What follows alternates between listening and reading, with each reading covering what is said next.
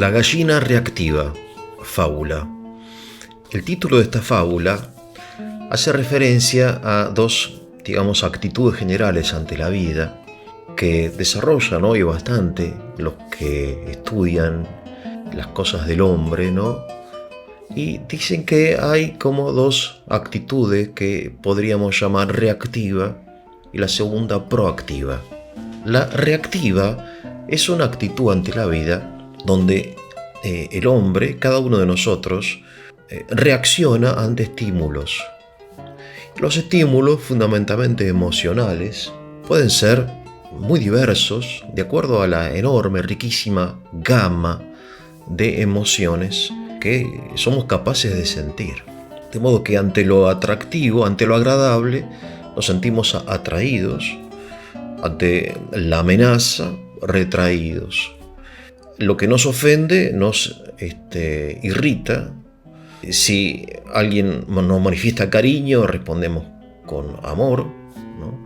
Hay cosas que, en fin, que son más luminosas, otras más oscuras, más atractivas, otras que nos invitan al rechazo, ¿no?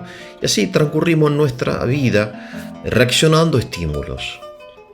La otra actitud, la proactiva, es la actitud según la cual el hombre concibe en su mente un fin, un ideal, un objetivo, un propósito.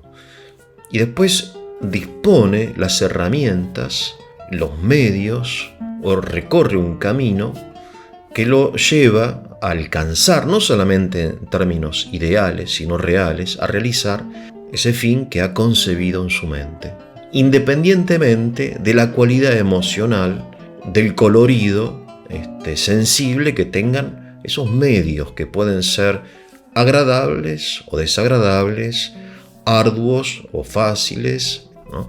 Lo que importa es alcanzar el fin. Vamos a la fábula y después hacemos un breve análisis, ¿no?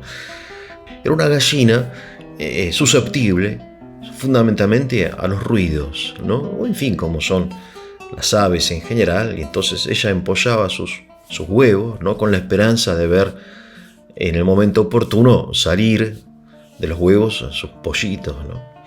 Pero, como sucede en los gallineros, en fin, en las granjas, fuera del gallinero habitaban dos ratas que son depredadoras, en este caso, de los huevos de la gallina, ¿no? Entonces las gallinas tenían que estar atentas.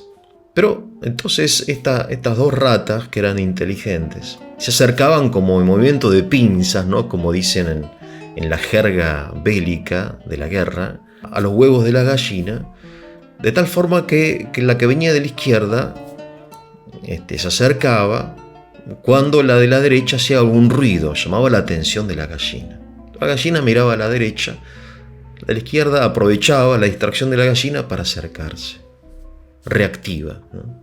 Entonces cuando se había acercado a la de la izquierda, entonces ahora ella provocaba un ruido, la gallina miraba hacia la izquierda y la derecha aprovechaba la distracción de la gallina para acercarse más a los huevos, ¿no? Así, entonces distraían en forma sucesiva, de modo que la gallina no percibía el movimiento, percibía el ruido. Esta es la dialéctica de esta fábula entre ruido y movimiento. El ruido lo hacía la que estaba inmóvil, en cambio la que se movía lo hacía en silencio. Cuando estaban suficientemente cerca de los huevos, se lanzaban sobre los huevos, y la gallina, a pesar de que con su pico podía provocar cierto dolor y rechazar a las ratas, no estaban en condiciones de enfrentarse a ambas, ¿no? Que se llevaban y se comían los huevos, ¿no? Entonces la gallina, obviamente desesperada, fue a ver a la lechuza, ¿no? La lechuza es como ya la terapeuta en nuestras fábulas. La lechuza le dijo: presta atención al movimiento, no al ruido.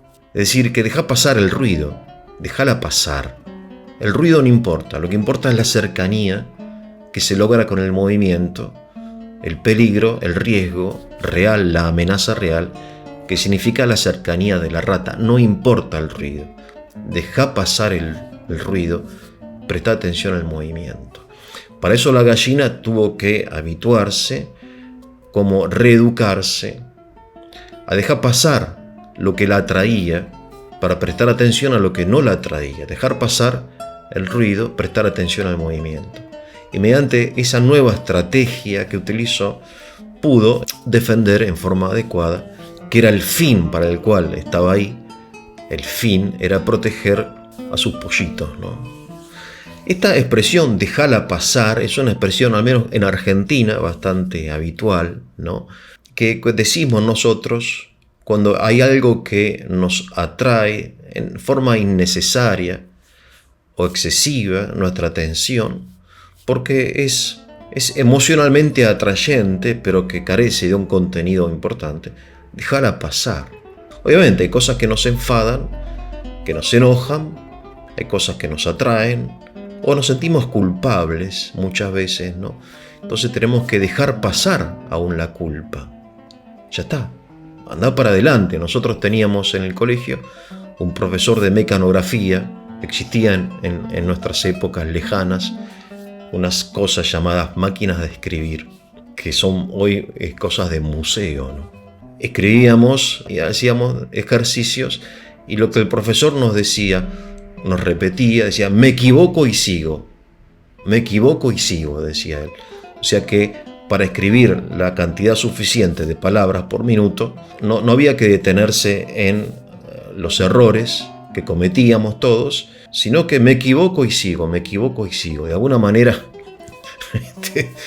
es una frase que nos puede servir también, porque si uno se detiene en los errores que cometió en el pasado, muchas veces no vale la pena, te detiene, te entristece inútilmente, ¿no? Te hace sentir culpable, pero no te ayuda a corregir realmente tu vida, sino que es un sentimiento que te aplasta, ¿no?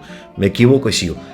Déjala pasar. Entonces el discernimiento consiste en saber separar en forma adecuada lo que tenemos que dejar pasar, por más que sea atractivo o, al contrario, emocionalmente, con aquello que nos lleva al fin que hemos concebido en nuestra mente, ¿no? En este sentido, tengo que decir que el cristianismo es profundamente proactivo, porque nos pone un fin en mente, ¿no? Y que después las cosas se tienen que ordenar hacia ese fin, ¿no? O sea, hay algo que nos enseñan inmediatamente, ¿no? Es decir, cuando éramos chicos había un pequeño catecismo, creo que de las 93 o 91 preguntas, ahora me olvidé. Era preguntas y respuestas, ¿no? El catecismo, un folletito que ya no se usa más, creo. Y la primera pregunta era: ¿cuál es el fin de la vida humana? Entonces nos ponía a los niños ante el espectáculo, ante la escena del universo de un fin, ¿no? Y después, bueno, los medios. Interesante como pedagogía, ¿no? Como elemento fundamental en la educación de concebir un fin, obviamente noble, bueno, elevado, ¿no? No cualquier fin vale la pena. Bien, Santo Tomás de Aquino tiene una frase, dice: in omnibus respice finem. Él decía: en todas las cosas, in omnibus respice, o sea, considera, tener en cuenta el fin. De nuevo, la idea está importante del fin y de los medios, ¿no? La actitud proactiva, opuesta a la reactiva, que es esto de la agenda, que muchas veces de los medios, ¿no? Que un poco conducen o manipulan nuestra vida, haciéndonos partícipes de una agenda que no es la agenda de mi vida. Es una agenda muy importante, global. La guerra, no sé, las crisis económicas, esto, aquello, crímenes, los asesinatos. Bueno, pero en mi vida, mi fin, la de mi familia, la de mi círculo cercano, así donde tengo su influencia, ¿no? Entonces, la gallina reactiva que aprendió a ser proactiva, vale decir, a tener un fin en mente, es decir, cuidar sus huevos, ¿no? Sus pollitos futuros, ¿no? Y entonces dejar de reaccionar ante el ruido y atender al movimiento. Espero que sea de su utilidad. Ustedes lo sabrán desarrollar estas ideas mucho mejor que yo. Que tengan un muy, pero muy buen día.